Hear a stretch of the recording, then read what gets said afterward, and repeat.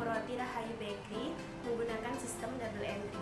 Seperti yang kita ketahui bahwa dalam suatu perusahaan maupun UMKM pastinya sangat memerlukan laporan keuangan. Karena laporan keuangan inilah yang menjadi bahan informasi bagi pemakainya untuk proses pengambilan keputusan. Toko Roti Rahayu Bakery merupakan toko roti yang populer di Kota Panggul. Kawasan ini terletak di Jalan Raya Panggul Trenggalek. Lokasinya tidak jauh dari pom bensin Wonojoyo Loji.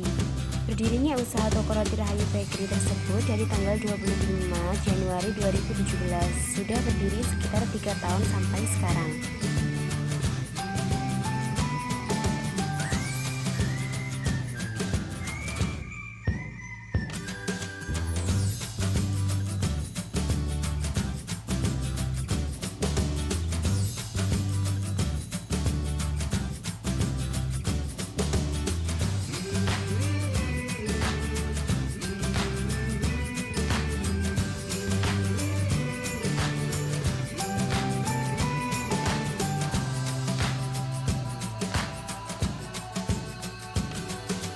Disinilah tempat saya melaksanakan praktik pengalaman lapangan atau biasa disebut dengan PPL pada tanggal 5 Oktober sampai dengan tanggal 6 November 2020. Di toko ini menjual berbagai aneka kue dan roti dengan varian rasa dan harga yang berbeda.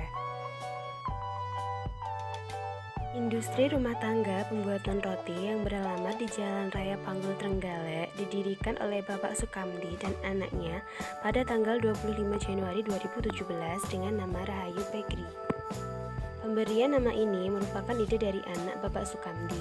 Biaya pendirian UMKM ini adalah dengan modal sendiri. Dalam kegiatan operasional, UMKM Toko Roti Bapak Sukamdi merangkap sebagai pemilik dan pengelola UMKM beserta dibantu dengan 2 orang karyawan. Dalam laporan kali ini, saya lebih fokus untuk membahas laporan keuangan menggunakan sistem double entry.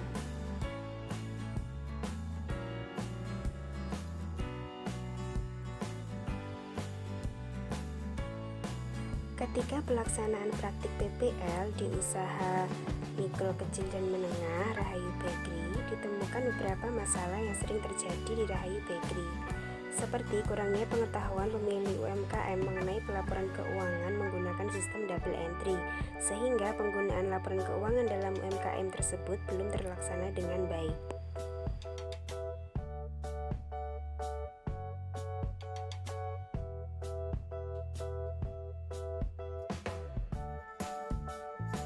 Seperti sudah dijelaskan oleh pemilik UMKM Rahayu Bakery bahwa tidak sedikit permasalahan yang muncul di UMKM tersebut. Adapun permasalahan yang muncul karena tingkat pengetahuan tentang akuntansi masih sangat dasar, sehingga dalam proses pengimplementasian akuntansi di UMKM tersebut belum terlaksana dengan baik. Apalagi dengan pelaporan keuangan yang menggunakan sistem double entry. Pemilik UMKM pun berpikir bahwa pelaporan yang sederhana saja sudah cukup agar tidak terlalu ribet dalam mencatatnya. Apalagi tidak ada karyawan khusus yang mampu membantu membuat pelaporan keuangan dengan baik dan benar. Walaupun UMKM Rahayu Bakery tersebut memiliki keterbatasan dalam hal pencatatan keuangan, tetapi pemilik UMKM selalu berusaha melakukan perbaikan, seperti misalnya dengan melakukan relasi dengan pihak yang memiliki UMKM yang lebih besar untuk mendapatkan informasi dan pengetahuan tambahan tentang manajemen keuangan melalui laporan keuangan. Dan dengan relasi tersebut, pemilik UMKM dapat mencoba mengimplementasikan dengan memperbaiki laporan keuangannya.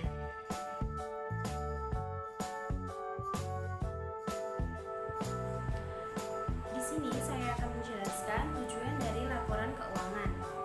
Laporan keuangan yang pertama yaitu untuk memberikan informasi keuangan yang dapat dipercaya mengenai aktiva dan kewajiban serta modal suatu perusahaan. Untuk yang kedua, untuk memberikan informasi yang dapat dipercaya mengenai perubahan dalam aktiva netto atau aktiva dikurangi kewajiban suatu perusahaan yang timbul dari kegiatan usaha dalam rangka memperoleh laba. Yang ketiga yaitu untuk memberikan informasi keuangan yang membantu para pemakai laporan di dalam menaksir potensi perusahaan dalam menghasilkan laba.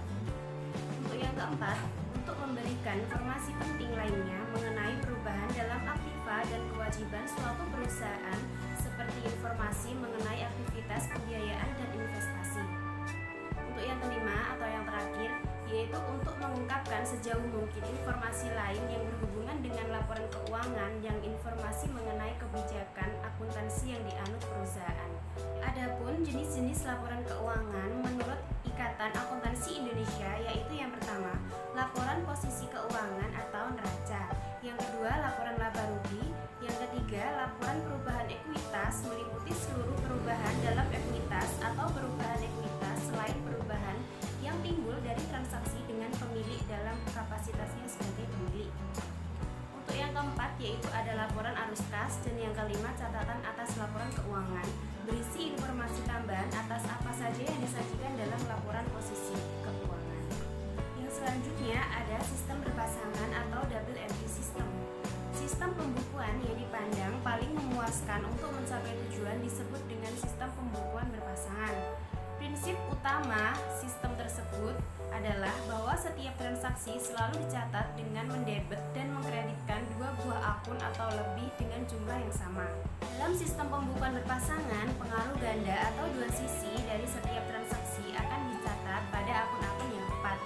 Sistem yang telah digunakan secara universal ini menjadi metode yang logis dalam pencatatan transaksi. Sistem ini juga menjadi salah satu cara untuk membuktikan keakuratan jumlah yang dicatat. Jika setiap transaksi dicatat dengan jumlah debit dan kredit yang sama, maka jumlah seluruh debit pada akun harus sama dengan jumlah seluruh kreditnya. Sistem pembukuan berpasangan untuk menentukan persamaan akuntansi menjadi jauh lebih efektif dan efisien daripada prosedur plus minus yang digunakan dalam single entry system.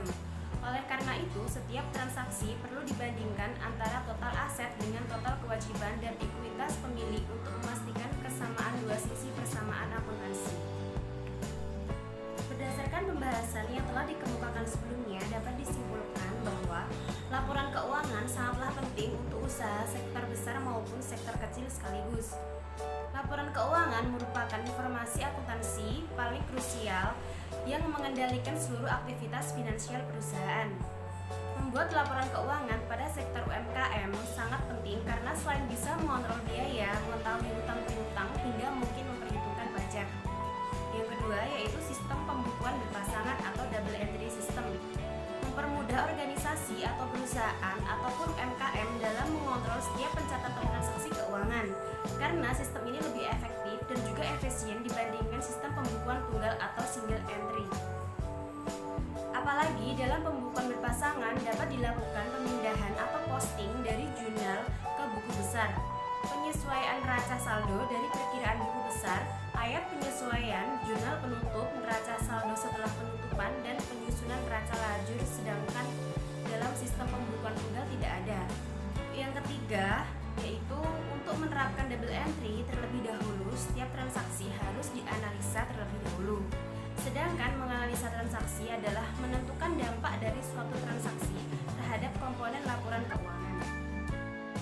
Setelah dianalisis, ternyata menggunakan sistem pelaporan keuangan menggunakan metode double entry lebih mudah karena sistem keuangan lebih akurat dan mengurangi kesalahan dalam pencatatan serta lengkapnya informasi transaksi finansial. Jadi dapat mendeteksi penipuan sehingga jika perusahaan menerapkan sistem ini, laporan keuangan akan lebih akurat dan tepat. Sekian yang dapat saya sampaikan. Semoga video